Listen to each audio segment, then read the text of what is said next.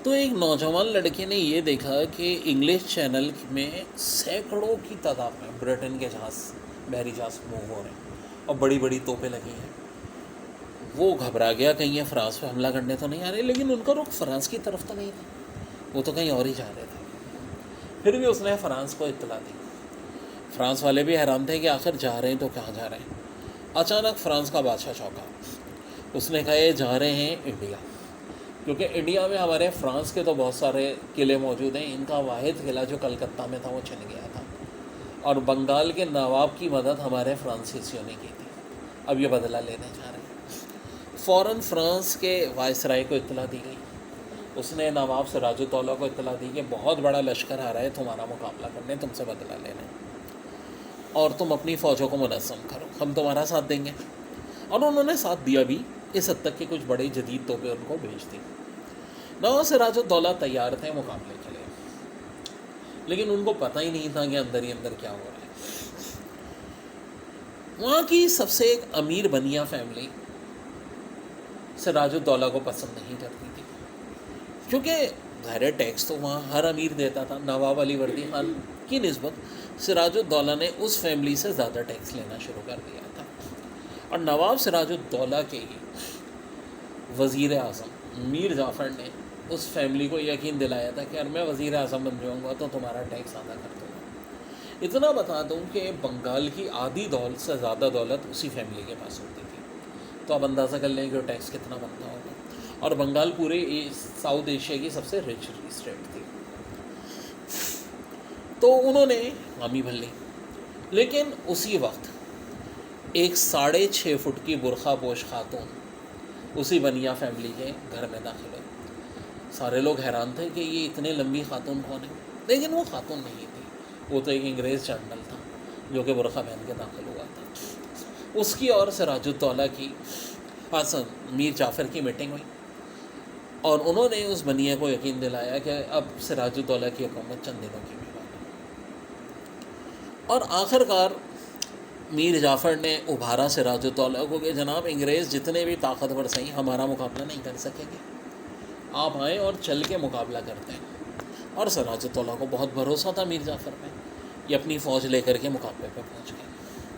और हकीकतन उसकी फ़ौज बहुत बड़ी थी, अंग्रेज़ों के पास बड़ी जदीद राइफ़लें थीं, लेकिन सिराजुद्दौला की फ़ौज जितनी बड़ी तादाद में थी वो उसका मुकाबला नहीं कर सकते थे।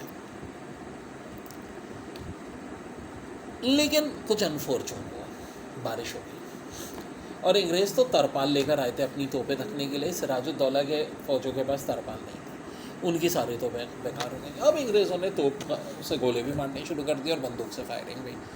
और मीर जाफ़र की फ़ौज ने बजाय सिराजुद्दौला का साथ देने के मैदान छोड़ के चली गई। अब तो सिराजुद्दौला तना हो गए और उनको अंदाज़ा हो गया कि गद्दारी हो गई। वो यहाँ से फ़रार हुए, लेकिन बाद में अंग्रेज़ों ने ताक़ुब करके उनको मार दिया और बंगाल पे कब्ज़ा हो गया। अब 1761 में मराठा एम्पायर इतनी पावरफुल हो गई थी कि दिल्ली पे हमला करना चाह रही थी। चुनांचे शाह वलीउल्लाह ने अफ़गानिस्तान के रूलर अहमद शाह अब्दाली से मदद की अपील की, और अहमद शाह अब्दाली आए और इबरतनाक शिकस्त मराठों को दे दी।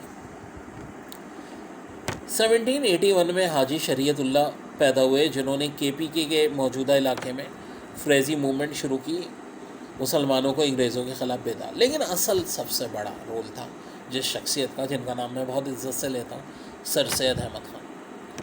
कहते हैं जब कोई कौम हर लिहाज से तबाह हो जाती है तो अल्लाह ताला कोई एक ऐसा मसला पैदा कर देता है उस कौम में, जिस कौम को सियासी, समाजी, माशी लिहाज से लीड करते हैं, और वो सर सैयद अहमद ख़ान थे। इसी दौरान 10 मई 1857 को जंग आज़ादी शुरू होती है, जिससे बड़ा प्रोमिनेंट रोल था मंगल पांडे, झांसी की रानी और जनरल बख्त खान का। हिंदू मुसलमान यूनाइट होकर अंग्रेज़ों से लड़ रहे थे, लेकिन सिखों ने गद्दारी की और अंग्रेज़ों का साथ दिया, और आखिरकार एशियन ये जंग हार गए। 1858 में हिंदुस्तान को बराह-ए-रास्त ब्रिटिश के तहत ले लिया गया, और ब्रिटेन को अंदाज़ा हो गया कि अगर हिंदू मुसलमान यूनाइट रहे तो हम हुकूमत नहीं कर पाएंगे। अब एक ही मसले का होता, हिंदू मुसलमानों को लड़वाना, डिवाइड एंड रूल। जानबूझ के उर्दू हिंदी कंट्रोवर्सी क्रिएट की गई 1867 में, अब बनारस में इस हवाले से हंगामे हो गए और 1871 में उर्दू पे बैन लगा दिया गया। ज़ाहिर बात मुसलमानों के लिए कबूल नहीं थी। 1874 में सरसद अहमद खान ने मुस्लिम एंग्लियन ओरिएंटेड कॉलेज अलीगढ़ में शुरू किया, जो बाद में अलीगढ़ यूनिवर्सिटी में बना। उसी दौरान एक मूवमेंट शुरू हुई, आर्या समाज मूवमेंट 1875 में, जो कहती थी कि जनाब इंडिया हमारा है और हमें इसको दोबारा हासिल करना है। 25 दिसंबर 1876 को कायदे आज़म पैदा हुए और 1881 में साउथ एशिया की पहली सेंसस हुई।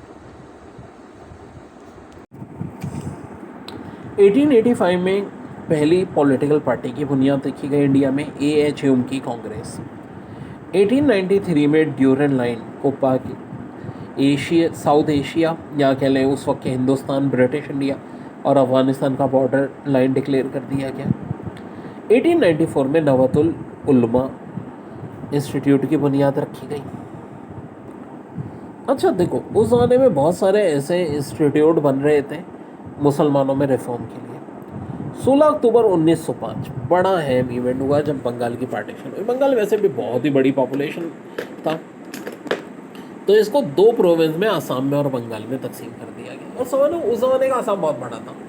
ये जो 7 सिस्टर्स हैं ये सारी आसाम में आती थी, और जो बांग्लादेश और जो भारतीय बंगाल प्लस बिहार, ये सब एक प्रोविंस था। तो सोचो इतना बड़ा प्रोविंस होना ही नहीं चाहिए था। 30 दिसंबर 1906 को बुनियाद रखी गई किसकी? मुस्लिम लीग की। 1909 में मिंटो मोलर रिफॉर्म हुए और 1911 में बांग्लादेश की जो ये बॉर्डर था इसको एनुलेट कर दिया गया। यानी अच्छा, मुसलमान तो खुश हो गए थे इससे, क्योंकि मुसलमान अक्सरियती इलाके अलग हो गए थे, लेकिन कांग्रेस के प्रेशर पे और यहीं से मुसलमानों में और कांग्रेस में कॉन्फ्लिक्ट स्टार्ट होना शुरू हुआ। 1913 में कायदे आज़म मुस्लिम लीग के में शामिल तो हो गए थे कांग्रेस के साथ साथ, लेकिन उन्होंने कांग्रेस नहीं छोड़ी थी। 1916 में बल्कि उन्होंने लखनऊ पैक्ट भी करा दिया मुसलमानों और हिंदुओं की यकजहती के लिए, जो कि अच्छी बात थी, होना भी चाहिए था। 1919 में मॉन्टेक रिफॉर्म आए। अब कुछ हैम इवेंट जो 1927-28 से शुरू हुए। देखो, नवंबर में एक साइमन कमीशन आया था, क्योंकि अब इंडिया के लोग कहते थे कि भाई हमें आज़ादी कब दोगे, हमें इंडिपेंडेंट चाहिए। वो कहते थे भाई पूरी आज़ादी नहीं देंगे हम, एक खुद मुख्तार गवर्नमेंट आपको दे देंगे, ऑटोनोमस रीजन। आज भी देखें इंग्लैंड के वो, मैं उन कंट्रीज़ की बात नहीं कर रहा, कनाडा न्यूजीलैंड तो आज़ाद मुल्क है, सिर्फ गवर्नर जनरल की का ओहदा होता है। बहुत सारी आज भी उनकी कॉलोनीज है, लाइक फॉकलैंड है, जिब्राल्टर है, या जिस तरह से फ्रेंच गयाना है, ठीक है। बहुत सारी दुनिया में आज भी कॉलोनीज है, ब्रिटिश की भी है, फ्रांस की भी है और अमेरिका की भी है। डेनमार्क की फैरो आइलैंड है जैसे कि। तो इंडिया के लोगों ने मना कर दिया। 1928 में नेहरू रिपोर्ट आई, जो कि इंडिया की तकसीम की दायरे मुखालिफ थी। कायदे आज़म ने 1929 में 14 पॉइंट्स दिए।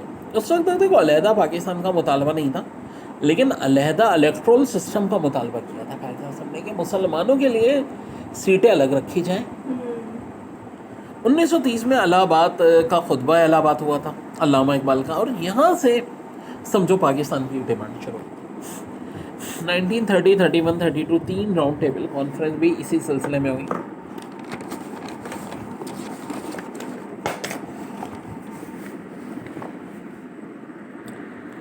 और 28 जनवरी 1933 चौधरी रहमत अली, जिन्होंने पाकिस्तान का नाम दिया, का पम्पशट आया नाउ और नेवर। 1935 में कॉन्स्टिट्यूशन बना, इंडियन इंडिपेंडेंट एक्ट, जिसके तहत 1937 के इलेक्शन हुए जो कि कांग्रेस ने जीते। अब इन्होंने मुस्लिम लीग को बहुत टारगेट किया। चुनाचा जब कांग्रेसी वजारतें बरतरफ हुई 22 दिसंबर 1939 को, तो मुस्लिम लीग ने डे ऑफ डिलीवरेंस बनाया। 1940 में AK फजले हक ने एक करारदाद पेश की कि 2 मुस्लिम रियासतें बनाई जाएंगी। 1942 में किरस मिशन आया। 1944 में जिन्ना गांधी टॉक हुई, ये बड़ी अहम टॉक थी। 1946 में कैबिनेट मिशन आया और 1 जून 1947 को पार्टीशन का ऐलान हुआ, जिसमें अमल हुआ। अब देखो, उस वक्त अंग्रेज़ों ने ना जानबूझ के ऐसा बॉर्डर तकसीम किया था कि पाकिस्तान इंडिया का डिस्प्यूट रहा। 535 स्टेट्स बन जाते, उन्होंने तो ये कह दिया था आप चाहो तो आज़ाद मुल्क में बन जाओ। अब यहाँ पर कुछ ख़ास तौर पे जो आइसलैंड थे उनका बड़ा इशू था, निकोबार आइसलैंड और इंडोमान आइसलैंड। ज़ाहिर है पाकिस्तान भी क्लेम कर रहा था, लेकिन ये इंडिया को दे दिया गया क्योंकि ये जिस जगह है वो जगह उस वक्त के मशरक़ी पाकिस्तान से ज़्यादा करीब थी, यानी मौजूदा बांग्लादेश से। काला पानी यही है, फिर भी इंडिया को दे दिए गए। हाँ, म्यांमार में भी चूँकि अंग्रेज़ों का कब्जा था, कोको आइसलैंड जो है म्यांमार को दे दिया गया। अच्छा, उस वक्त ना पाकिस्तान को आइसलैंड की इम्पोर्टेंस का पता था ना इंडिया को, तो ज़्यादा आइसलैंड पे किसी ने झगड़ा भी नहीं किया। अब कोको आइसलैंड पे इस वक्त म्यांमार के पास है और चाइना ने बहुत बड़ा नेवी बेस बना लिया है, जिसके बाद अब इंडिया बार बार म्यांमार को कहता है कि भाई यहाँ से चाइना को आप खाली कराएं, लेकिन जाहिर है म्यांमार तो चाइना की ख़ास कंट्रीज़ में से है। तो चाइना ने अपना यहाँ पे एक बहुत स्ट्रॉन्ग नेवी बेस बना लिया है, कहाँ पे, कोको आइसलैंड। और कोको आइसलैंड इसलिए कहते हैं यहाँ कोकोनट बड़े काश्त होते थे। और ये जो इंडोमान आइसलैंड और निकोबार आइसलैंड है, यहाँ सारे इंडियन नेवी की बहुत स्ट्रॉन्ग बेस है। तब ये दोनों बिल्कुल आमने सामने आ गई है।